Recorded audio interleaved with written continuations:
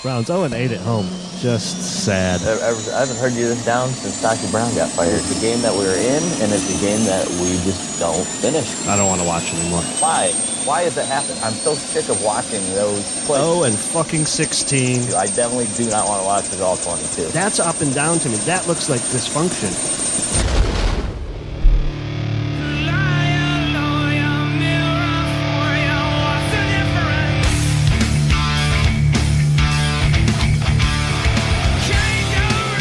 Welcome back, Survivors, Season 3, Surviving the Season. I am your host, Adam. Greg's here. Yo! What a game! Don't you just love getting bent over and having that guy with stripes on his jersey just bend you over and just give it to you? Yep. Browns lose again. 1-2-1. Why'd you say it like that? I don't appreciate that. Browns lose again. We won that game, in my opinion. I mean, I'm being told on Twitter you're not allowed to complain about the refs because the Browns lost the game because of bad coaching and bad players and whatnot. But we really, all you had to do was get the ball over the first down, which they did, which the video actually showed they did. In fact, the video actually showed that where they spot the ball was actually not even as far up as he actually made it, which would have actually gave us the first down by a little bit more than what we had it. But somehow the NFL found a way to say that we were short there. I don't know what video evidence they have to overturn that call or whatever. Like, just doesn't make sense. It's so close. 1,042 yards offense in this game. And then you get these, like, inch calls one way or the other of, like, oh, we got to go to How many official spots were overturned on replay because the officials are so terrible? They had to overturn one in OT when they gave the guy, like, he was like 2 yards past the fucking first down, and then we got to replay it because it's overtime, and then they're like, well, we're not even close.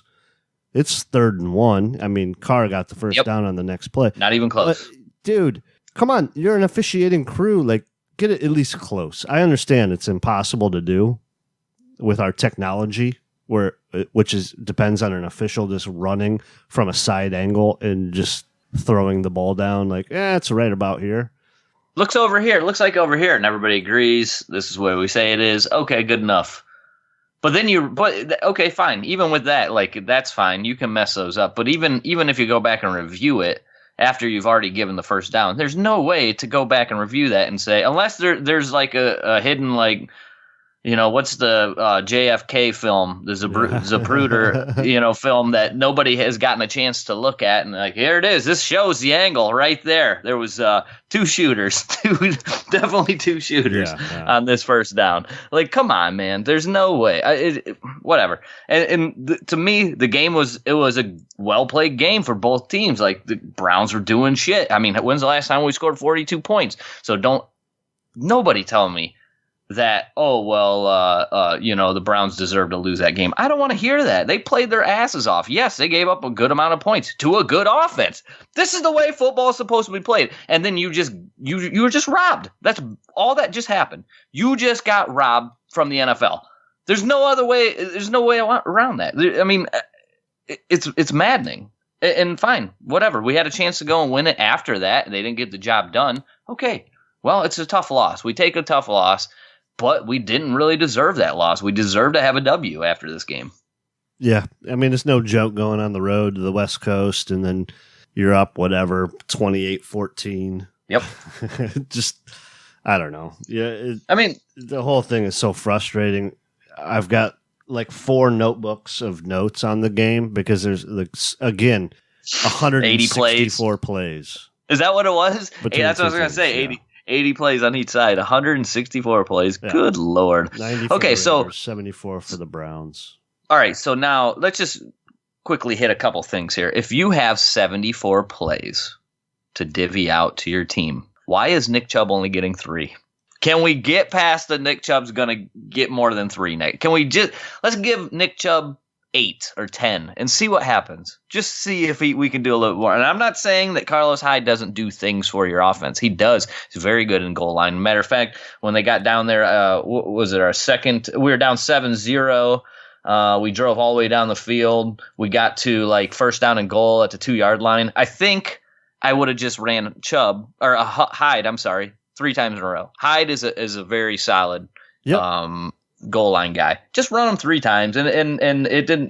They failed. They did that little shovel pass to Callaway that was getting cute, right? And remember, I read that to you a couple weeks back about Steelers fans complaining about Todd Haley's calls on 3rd down and 1, 4th down and 1 goal line situations. And what did they say? Gets too cute. Yeah. Right? That's something that we actually said on the podcast, not something that somebody thought we said on the podcast. No comments, but yeah, that came out of our mouths a few episodes ago. Yes, it absolutely did. And that was one of the things that Steelers fans and the coaches were complaining. The coaches didn't come out publicly, but Todd Haley did get fired from his job, let go. And that was a problem that they had. They're getting too cute. You have a Carlos Hyde there. Just pound that ball up in there and get your touchdown already. Or maybe even Njoku here. Yeah, I mean, you got a 6'4" guy that jumps he's a 7-foot high jumper. Throw a ball up to him every once in a while. We haven't used him one time down in that situation. That's exactly what I was going to say. 2 touchdowns in the preseason game. Throw a damn ball up to this guy and get a mismatch already. Give it to Hyde or put the ball in Mayfield's hands. Don't do some play action. Let Mayfield make a throw. Well, the kid can make a throw. What's crazy is Mayfield threw 41 times, but I still felt they were conservative.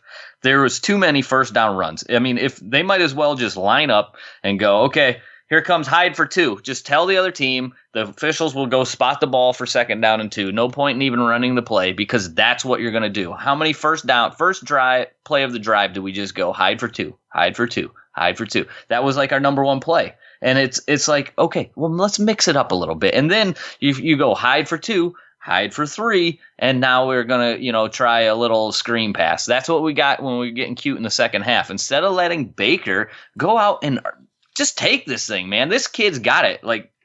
Did he make mistakes? Yes, he absolutely made mistakes. We said he's going to make mistakes, but he's also making plays that we haven't had a quarterback anywhere make these kind of plays.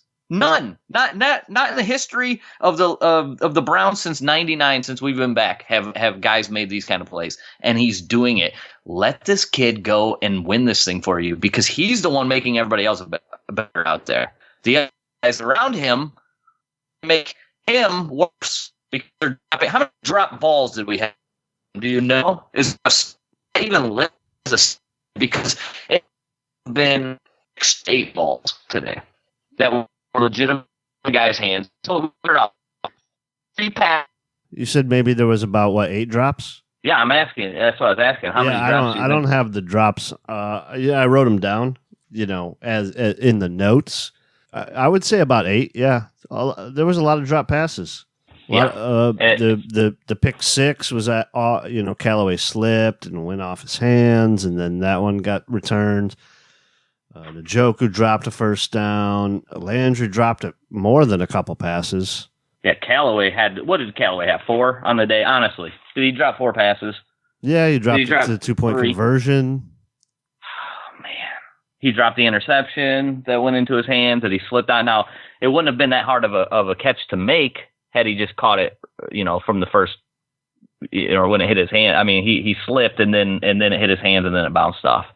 Yeah, both teams were slipping a lot in the first half, and it looked like they cleaned it up in the second half. I don't know if they changed shoes, if they changed cleats, whatever they did. Something happened.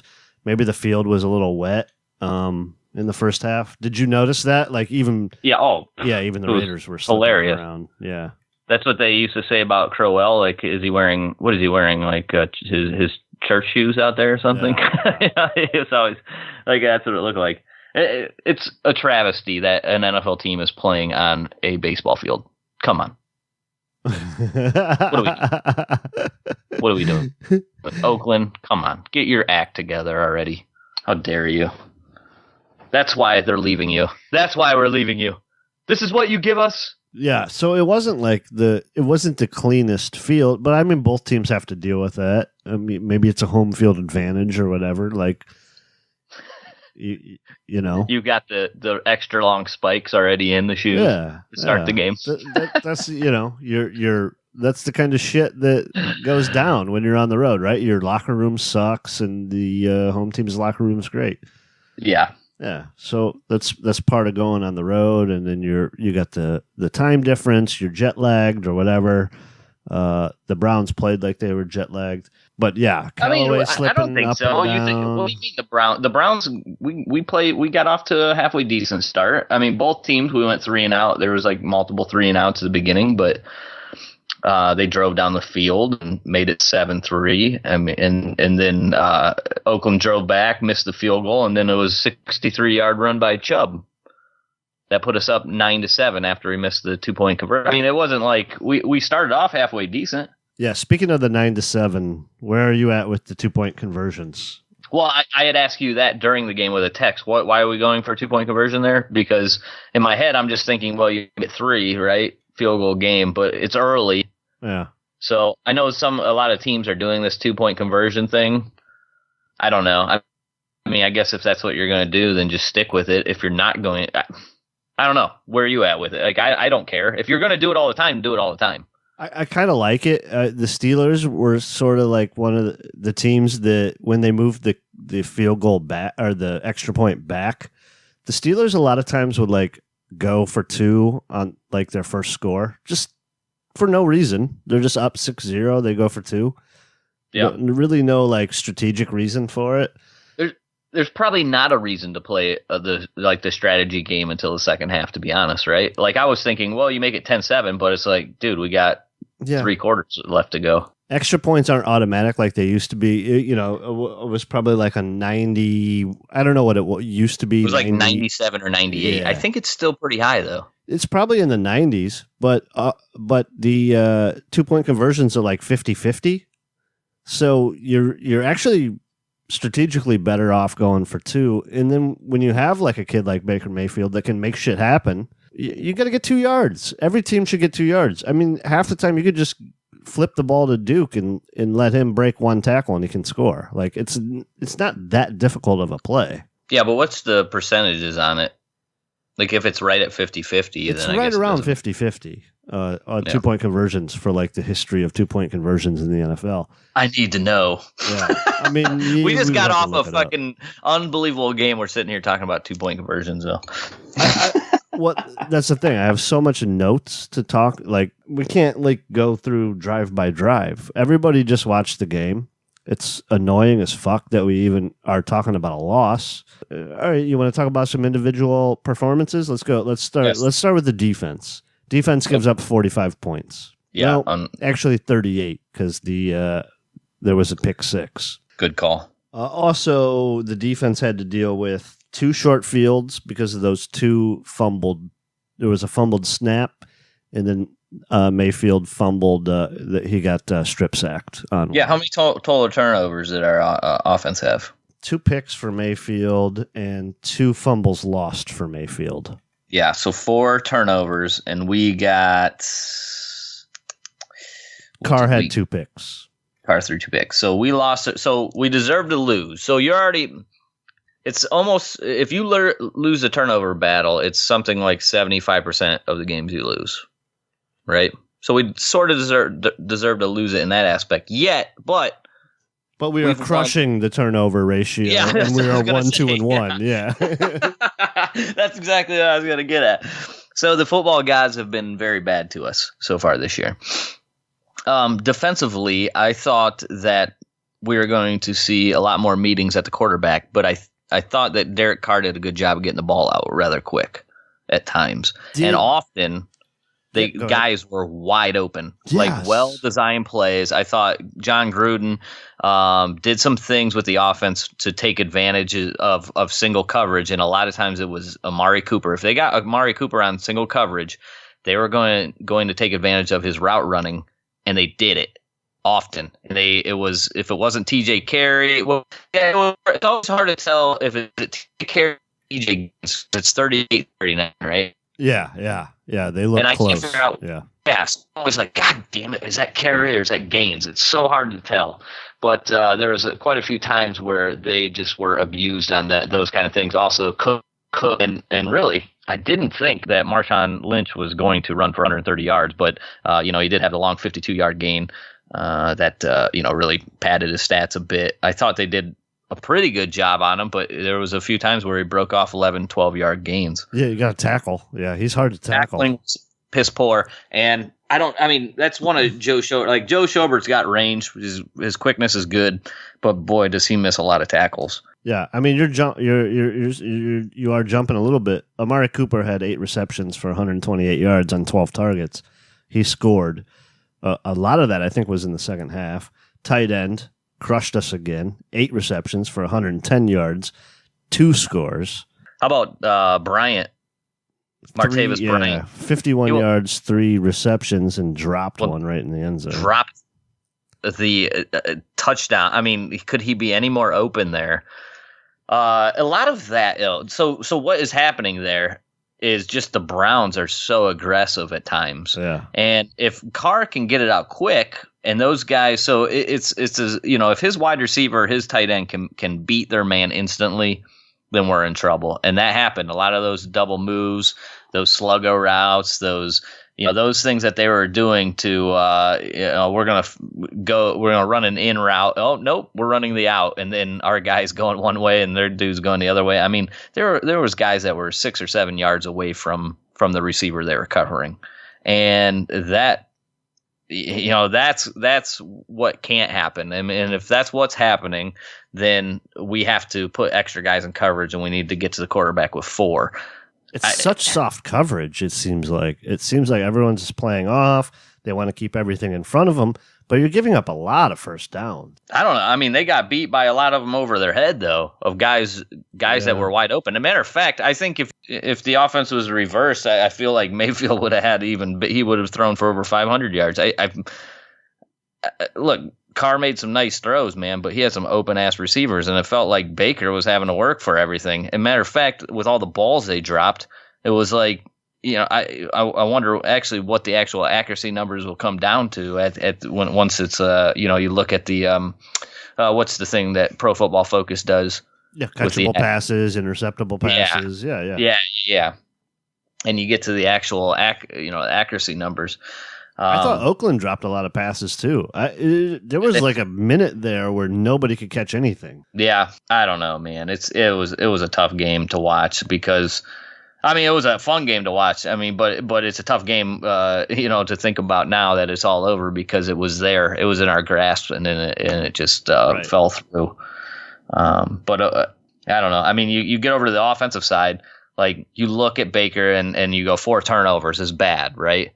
But this is what we were talking about. You're going to get good Baker. You're going to get bad Baker. But there's so much more good Baker that outweighs those bad things that happen. And 2 of those turnovers, aren't even really his fault. The guy gets pushed back into him as he's trying to throw the ball. Well, you know what? Who's our right tackle now? His name Chris Hubbard. Yeah. You can't get pushed back into the quarterback. Secondly, Callaway, you got to catch the damn ball. Okay, well, that stuff's going to happen. But you're not in that position to even be playing with Oakland without Baker Mayfield. You don't put up 42 points without Baker Mayfield in this game. And we've seen that.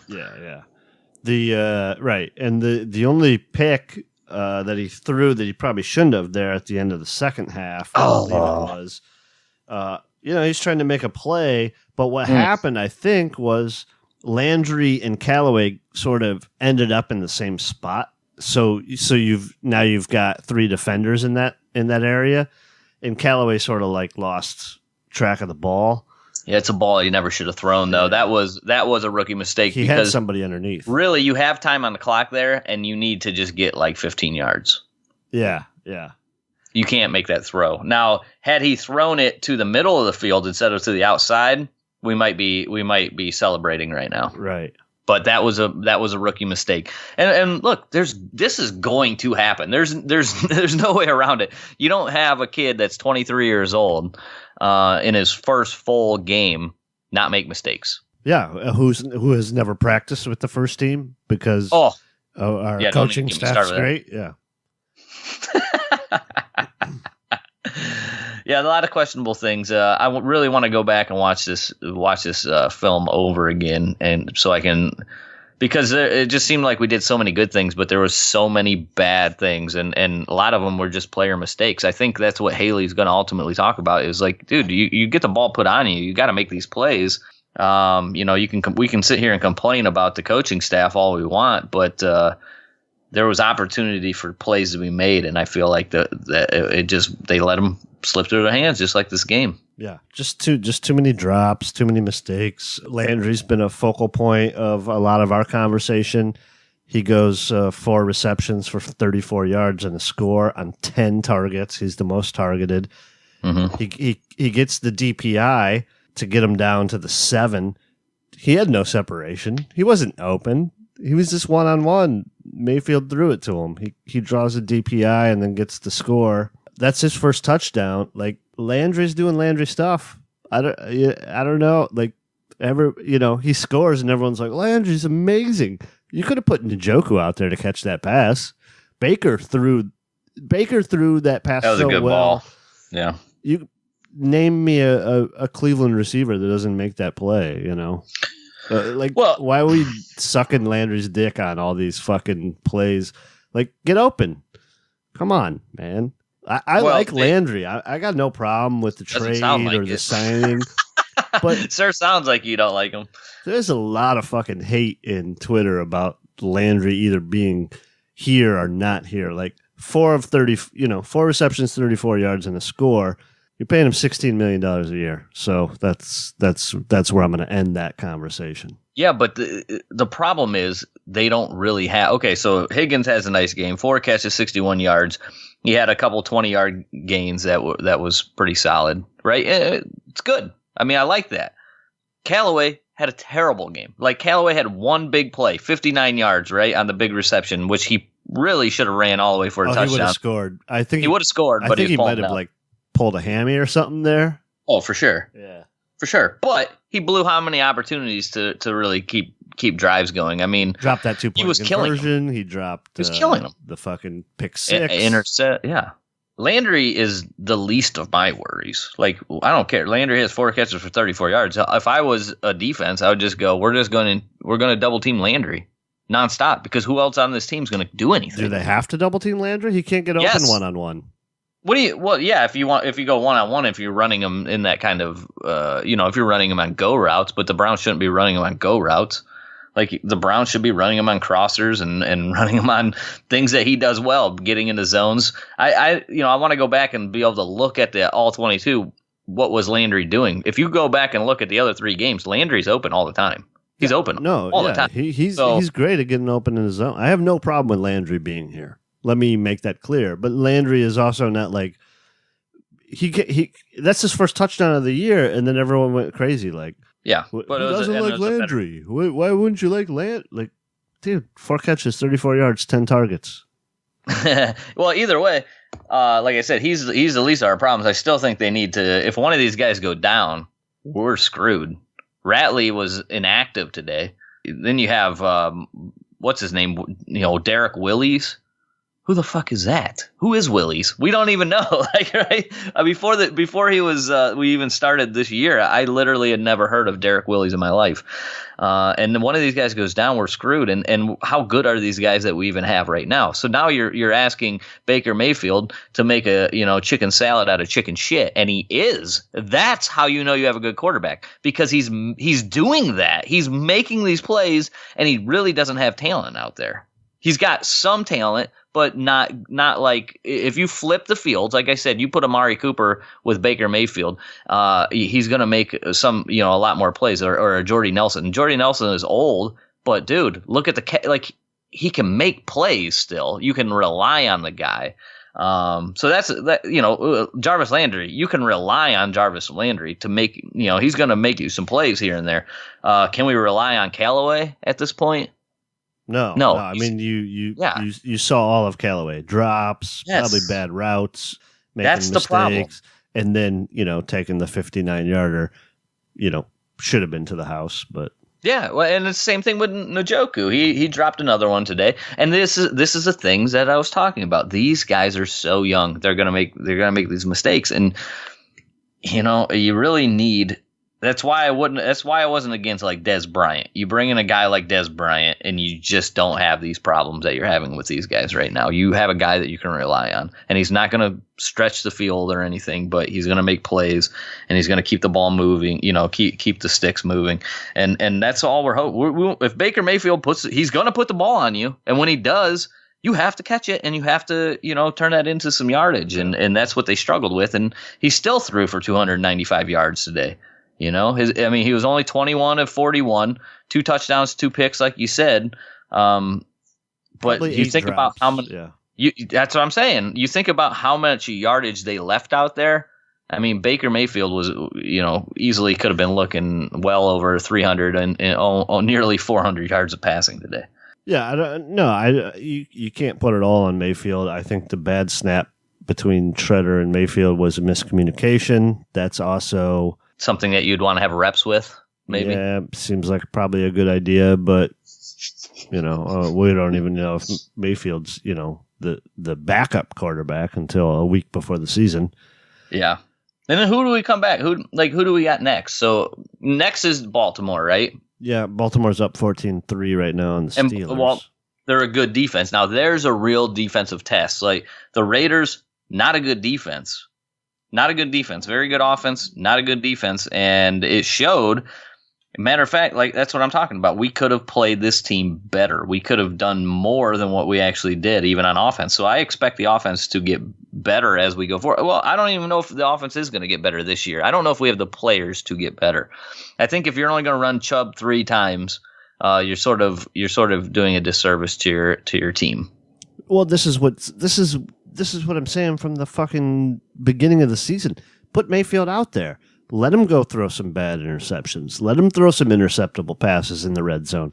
Let him, make mistakes. Let him figure it out because we're not looking at this year. We're looking at. No, I am looking at this year because I think you can win games with him. But if you put Tyrod out there, what do you think? How many points did we put up today?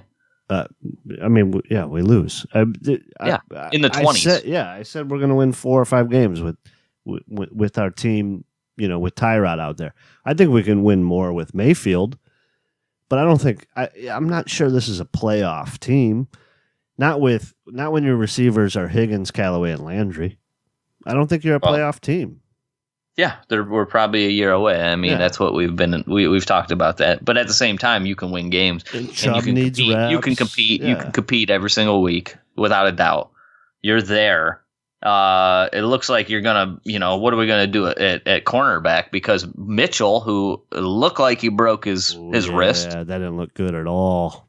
No, and now it looked like great. Anybody. He has been playing really great, and now anybody that played for him, if it was E.J. Gaines or if it was T.J. Carey, seemed to be having struggles. Yeah, and BBC came in, and I don't know. I don't know what happened to him either. Like, he's sort of... I don't know. He's missing tackles. It's frustrating with BBC right now, too. Yeah. And same thing on special teams. Like, I need BBC to step up on special teams. I see him out there missing tackles. We can't even talk about special teams because that's a whole podcast by itself. Yeah. Well, they gave up another long run. Is garbage. It was in the fourth quarter after we went 3 and out.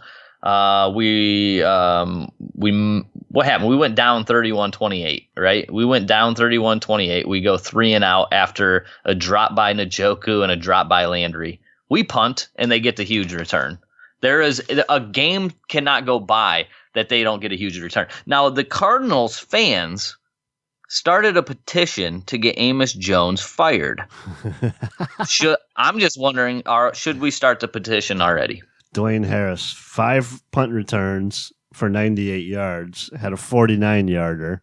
Our kicker did fine, 2 of 2 with 2 extra points, all made. But what's going on with our punt returns? They throw Callaway out there. They throw Peppers out there. Dude. Like, it's punt return by committee. It's kick return by committee. Nobody knows who's doing anything. And I keep seeing Peppers is terrible or Callaway is terrible at return. There's no blocking being had at all. There is never a lane. I mean, how many times have you seen one of our guys run into an open lane to start off a kickoff? And if there is an open lane, there's a goddamn penalty. That's how you know you got an open lane. Block in the back for sure. Yeah, you get Kindred on an illegal formation on a kickoff return. on a touchback kickoff return or whatever that was. I mean, dude, Peppers was so good in college in the return game because it has done nothing in the pros. Callaway was so good at the return game in college, has done nothing in the pros. Like, I understand it's a different game, but no, we have seen nothing on the return game. It's like the running game, right? It's like, you know how they always say, well, your running back only does so much for you. Really, it's your blocking. Your blocking does most of the work. After that, your running back can add some value, but it's not that huge. You're gonna have running backs that break big ones at times, but when it's all said and done, after 300 carries, on average, your line's going to pave the way. And it's the same thing with these punt and kickoff returns. If you don't block properly, it doesn't matter. If Peppers is going to catch the ball and get hit instantly, does it matter who the hell's returning it? Because that happens frequently. No, I agree with you. Yeah, it just seems like there's some, like, they don't even know who they want to put out there. That seems like an issue to me. Well, you have guys. I'm telling you, this is what in the offseason, this is what I was talking about. You had all these draft picks. In your late rounds, you should have been drafting guys that can contribute on special teams because you need that badly. And it's showing. We are by far the worst special teams group in the entire league. It's not even close. We are terrible. And we're just, we're not getting better. I think we're actually getting worse. It just doesn't make sense. We're putting guys out there that didn't even play special teams in college. That's the problem. Yeah. That's the problem. And then we're going, well, why aren't we succeeding? Yeah, because you're putting guys in position to not succeed. Yeah, like put guys in position of things that they do, like things that they do well already. This is like drafting Jabril Peppers and then having him play free safety when he's never played it in his life. There's things that you put guys in the right position, and if you don't, this is what happens. And then you go, well, Chubb's not getting it done on punt block. Because he's never done it in his life. Yeah. So what do you think's going to happen? Of course there's going to be growing pains. It's any rookie, any guy that does anything for the first time, or like Callaway out there, or he doesn't have a lot of experience, you're going to have this, and that's what you're seeing. It's tough, man. It's tough because we're there. We're so close. We're so close to actually being a real football team, yet it's just these little things that they just can't get right, No, I agree with you. Small. Yeah. It's small things that we're right there. We're on the brink of it. And when I hear people go, "Oh, well, this whole team's just terrible." That's just not true. This is not a terrible team. This is actually a pretty talented team. It's just a team that needs to have a little bit more discipline inserted into it. It needs to have like a little bit more experience. It's close. Yeah, and again, this is not a joke trip out to the West Coast, and kudos to Vegas, by the way, who opened this game at Raiders -3. You know what? Fuck that. That's bullshit. It floated around Raiders -3, but if you talk to Browns fans, Browns were 7-point favorites. Like, there was no way we were losing this game.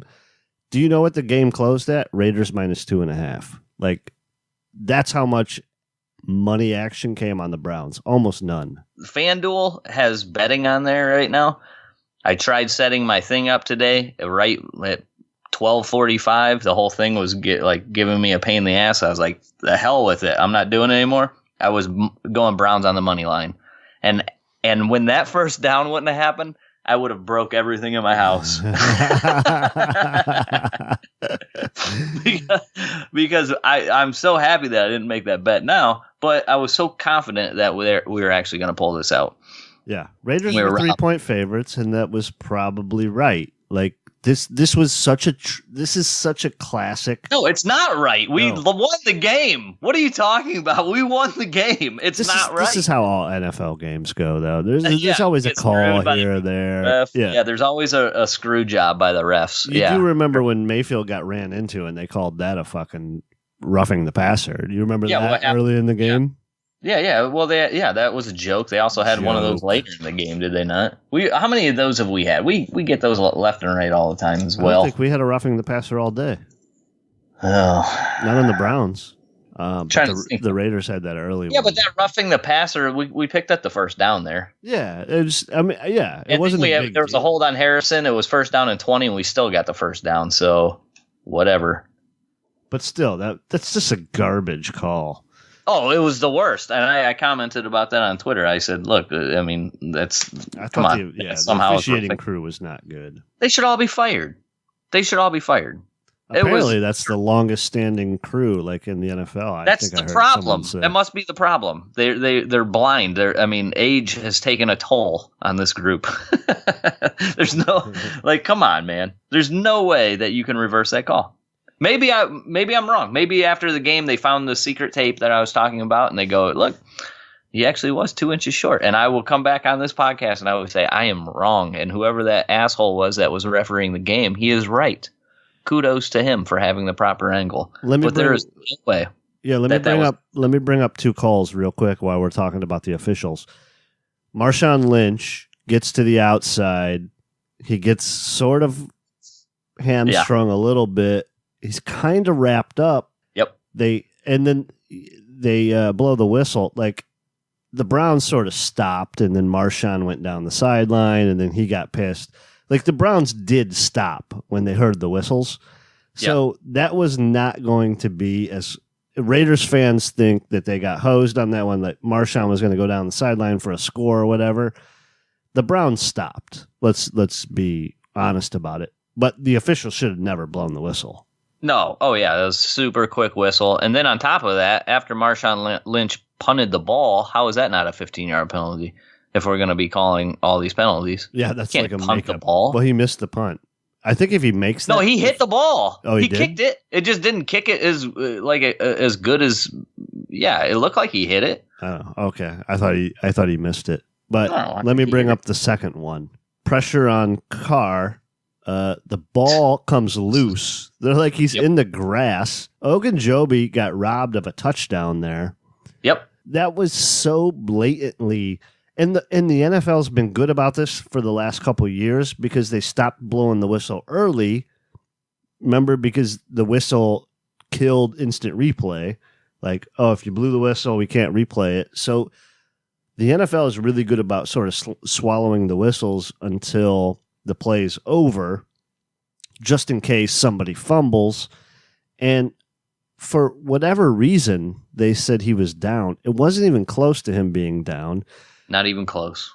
Ogunjobi scoops that up. He scores. Game over again. Like the Browns won this game. Well, not technically because we ended up scoring on the 2 plays later. So we scored the touchdown there anyways. But yes, you're right.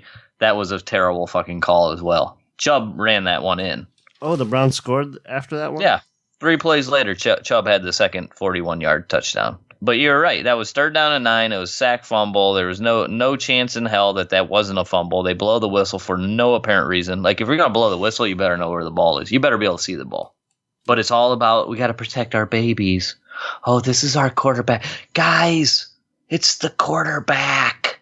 Oh my gosh, he could get injured. Don't let that happen. No, not the quarterback. Blow the whistle. He's near the quarterback. So that come on, that's 2 calls there. There was multiple spotting. Like, we can't complain about the officials. You don't give up 600 yards. Don't tell offense. me what we can't. Don't tell me what we can't. 600. There was basically an extra quarter. Yeah, we played a full extra quarter. So don't tell me that we can't complain about the officials. That's what people are trying to tell me on Twitter, which is insane. Like, okay, fine. The game was close. Yes. yes. It was a good game. Like, I'm not saying that the Browns didn't have opportunity to win the game afterwards, but we should have never even been put in that position to have to win the game afterwards because we had already won the game when Carlos Hyde got the first down. So anybody that wants to sit there and argue with me about that, you can suck it. And I mean that. Suck it. Please do. Yeah, because I was also celebrating. I was like, "Oh, first down, cool." The game was over. Matter of fact, one of my friends was like, "Wait, why is the game still going on?" He had left. He goes, "The game's over." Yeah.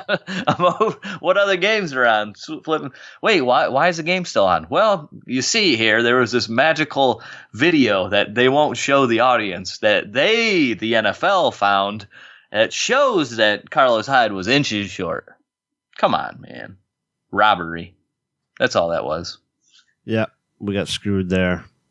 But, hey, rookie quarterback, rookie running back, my boy Chubb, tearing it up as a rookie. Let's come back here in a couple of days and really break this game down, because this one's really tough. I want to go through this stuff, but at the same time, we're just so pissed off about this whole thing, and we're going on these tangents. Let's come back and break it down once this all 22 comes out and really go through this game, because this was an interesting game. And a lot of hate for coaches. How much blame do you put on the coaches here?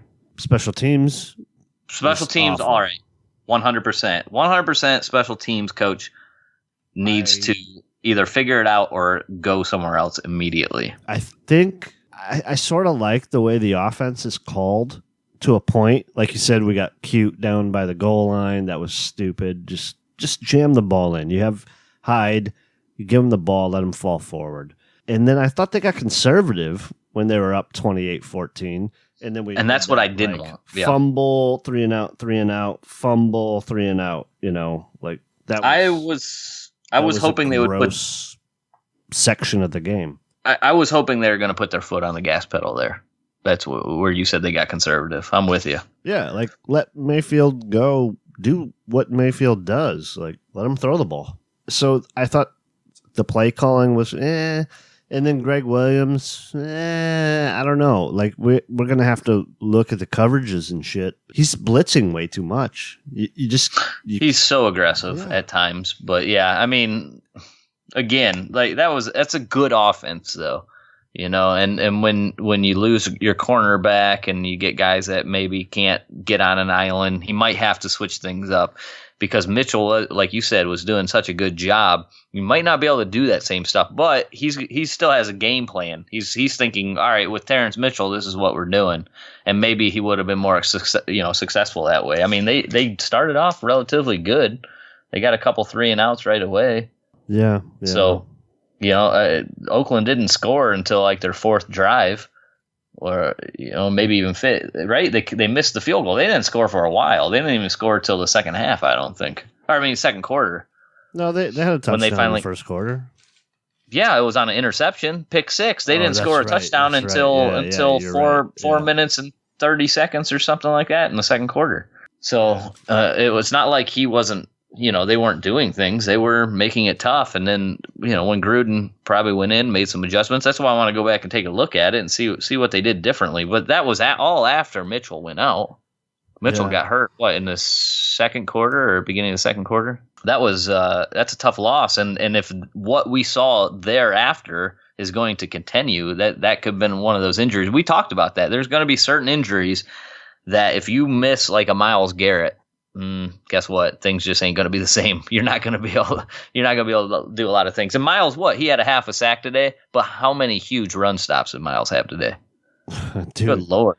Yeah. I want to, in the fourth quarter in OT, dude, Myles was bringing the heat. Oh, he was, you could tell he was like taking it up to like playoff football level. He goes, I'm going to just go a little bit harder.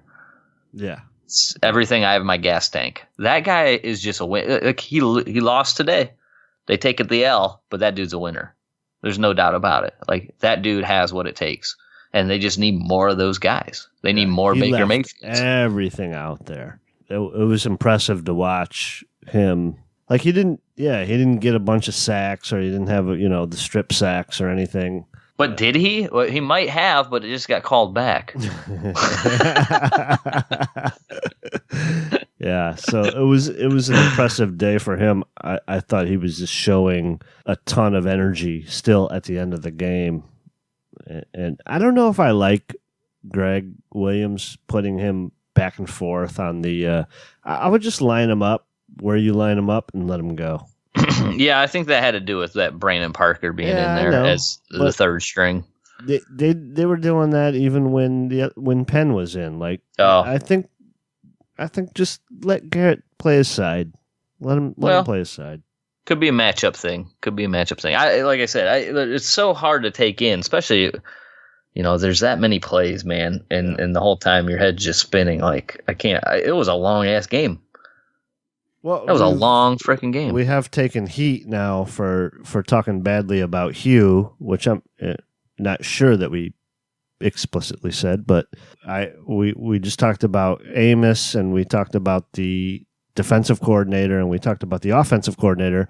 Where do you put Hugh? Where's Hugh involved with this 45-42 loss?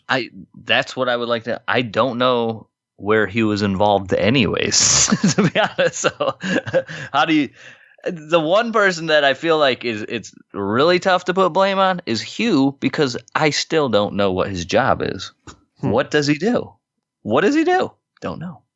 So if he's not doing anything, is that good or bad, or is it just like, I don't know, inconsequential? Like, I don't know. I honestly, what I would want when he's in the position that he's in, like, it's kind of the way, how Urban Meyer, he doesn't do the offense, he doesn't do the defense, he does take over the special teams. I almost wish Hugh would just fire Amos, take over the special teams, but that's just, I don't know. What could you possibly say about Hugh? Let's be honest. Like, what does Hugh do?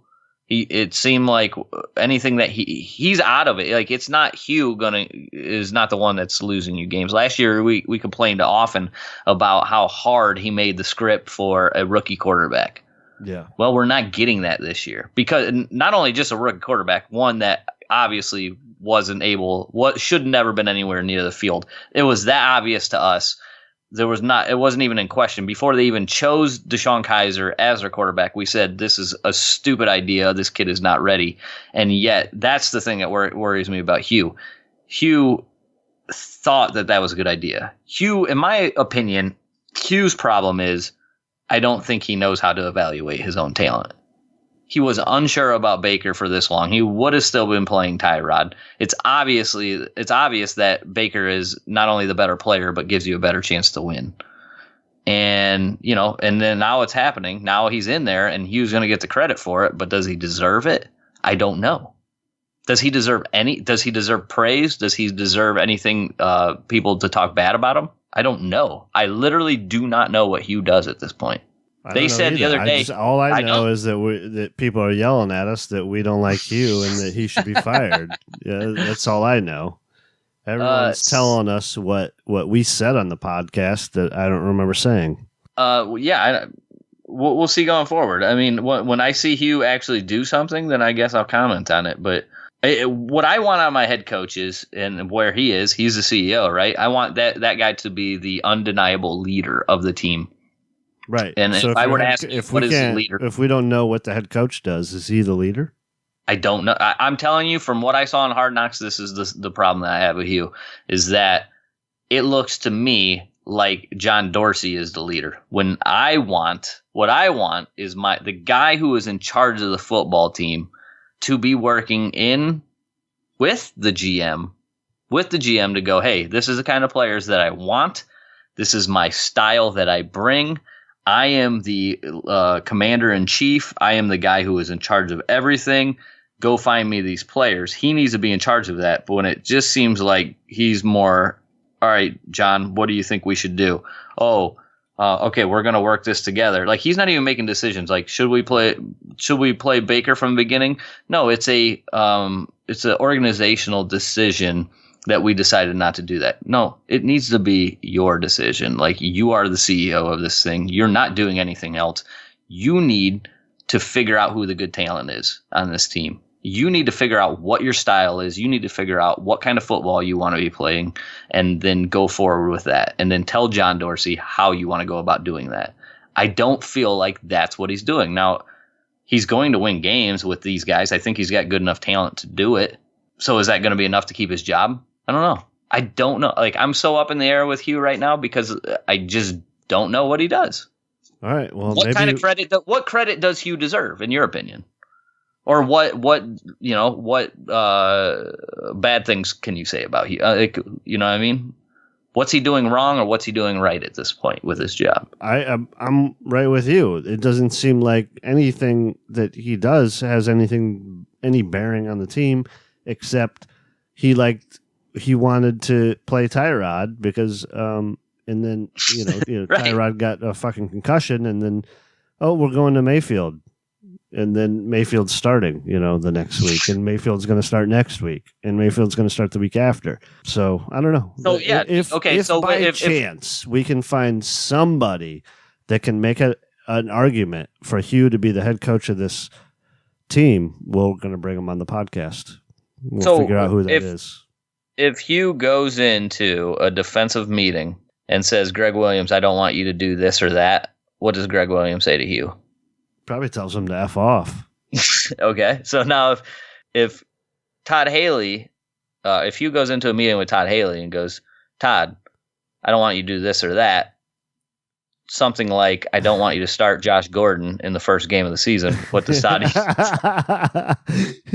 Haley do? Todd Haley starts Josh Gordon. Yeah. I don't want you to give Chubb any carries. I don't want you to give Duke any touches. I don't want you to start Mayfield. I don't even want you to talk good about Mayfield. Yeah, no, they went. How long did they go without saying anything nice about Mayfield? If they said, "Well, Mayfield's progressing nicely," but Tyrod is also. They always followed anything nice that they said about Mayfield with, "Oh, Tyrod's doing this also." But that's the thing. Like, I just don't know what he's doing. All right. Well, the best we can do is find someone out there who thinks Hugh should be the coach of this team. I'm gonna look. We're gonna search, and we'll find it. There's got to be one professional analyst that thinks Hugh Jackson's good for this team. Well, here's the other thing. Like, if you were to rate Hugh with all the other 32 coaches in the league, does Hugh fall in the top 10? No, not even close. Has Hugh Jackson ever outcoached anyone? Like, have we went to an end of a game and went, "Well, Hugh Jackson won us that one. Like, that was some fucking great play calling, or that was a great use of time management, or that was like, right." That's never happened. How many times have we talked about a Buckeyes game where we go, Urban Meyer literally won that game? Yeah. Often. It's very often. This is sort of my point of what I'm getting at. Like, remember when we got rid of what was the defensive coordinator before Greg Williams? There was a time we went 1-15 and we had no players. We had worse players that year than what Greg Williams had last year. Okay. They were terrible. And he got fired. And I was like, well, he doesn't deserve to be fired because he didn't really have any play. Like, what did you expect? Like, we're tanking. He was going to be terrible. And Greg Williams comes in and takes his job. And I said, well, that's an upgrade. Yeah. Greg Williams is a more prestigious coach. He has more accolades and that kind of stuff than what what was his name? I can picture his name. No, Farmer was a GM. What are you talking about? It doesn't matter. He came from Tennessee. He was the defense coordinator. Yeah. And it's a good change to make because you're getting better there, right? So that's the way you got to think about, can you do better than Hugh? And I don't know what's out there, but that's going to be something that if you're John Dorsey, you look at, because you seem to be the one making the decisions, John Dorsey, not Hugh.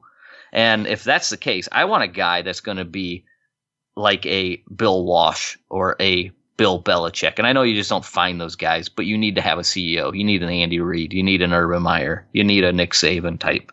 You need one of these guys that is unquestionably the face of the franchise, that everybody knows when he makes a decision, that's what goes down. There is no Josh Gordon starting the first play. There is no me coming in your defensive meeting and saying, do this, and you don't do it. It happens because you are the leader of this team. And I don't think we have that. I think what we have is a guy that the players really like, a guy that they can get behind. They're going to play hard. That's the other thing. Well, they played hard for Hugh Jackson, and they were 0-16. Yeah, of course, teams play hard because they don't want to be 0-16. Okay, if we're 3-12 going into our last game, they're not playing hard because we already won that one game that everybody's so worried about winning. Yeah. It's the Super Bowl when you're 0-15 going into that last game. You're going to try your damnedest to win that game. You're not going to quit because you don't want to go down as an all-time shitty team. 0-16 teams keep playing. That's just legit. Right. So don't give me that excuse. Well, I kept guys playing when they're 0-16 when they should have never been. Yeah. So in the end of the day, we still have 2 wins in 3 seasons and 4 games, Right. 2 seasons and 4 games, yeah. 2 seasons plus 4 games. So that's 32 and we have 2 wins in 36 games and a tie. So yeah. But we'll see. I mean, we got a lot of time to figure this out. So maybe Hugh starts getting it together. I mean, and making all kinds of tremendous moves and takes over special teams and they turn into the best group in the league. And, you don't know. You don't know. So I'm not going to never say never. That's what I learned a long time ago. So, but we should probably wrap it up here. We've been at this for a little while. Twitter at STS Podcast, email survivingtheseason@gmail.com, patreon.com/STS Podcasts if you want to support the show. Thank you, everybody, for listening. Tough loss this week. This is Surviving the Season. This is what we do. We are here to lose and then get you through a loss. Parody that's songs. Not what we're here to do. We are not here to do that. We're here to have a good time with parody songs. Yes. We're here to have some laughs. We're going to drink and have 2-hour conversations with Pete Smith. This is what we do, okay? Please, we're not here. Don't take our parody songs. Like, those are just to have fun. And I want you guys, the reason why we did that is because, hey, we're like, for one, Symphony of Destruction is the song I use. It's the only thing that I could get to fit Road with Redemption in. And then also they have the line Pied Piper in the song. So it went together with Baker Mayfield being the Pied Piper. So don't take it so serious. Like Ryan was saying, hey, your song is atrocious. We know, like, that's why we did name one Brown song that's winning a Grammy. That's what it's doing. Matter of fact, it sounded like a cat that had got hit by a car until I sent it over to Mike Skinner and he turned it into a masterpiece. Okay, so please, I know what I was doing was not going for the song of the year. We were doing this to have fun, but don't take credit away from Mike Skinner for turning that into an actually good sounding song compared to the original. Compared to the original, it's pretty damn close.